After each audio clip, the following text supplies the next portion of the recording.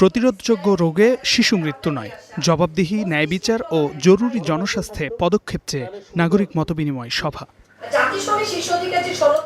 ইংরেজি দৈনিক ডেইলি স্টারের সেমিনার কক্ষে এই সভায় অংশ নেন জ্যেষ্ঠ সাংবাদিক, চিকিৎসক, শিক্ষক সহ বিশিষ্টজনেরা।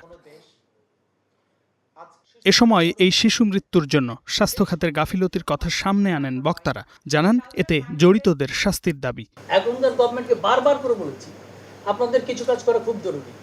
সেই কিছু কাজের ভিতরে একটা কি, একটা হচ্ছে যে সমস্ত বাচ্চারা মারা যাচ্ছে সেই সমস্ত বাচ্চাদের তথ্য আমাদেরকে জানান।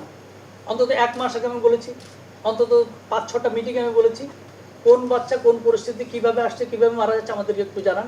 এখনো পর্যন্ত তারা ডিটেল কোনো তথ্য দিতে পারেনি এবং সেই উদ্যোগ পর্যন্ত নেই।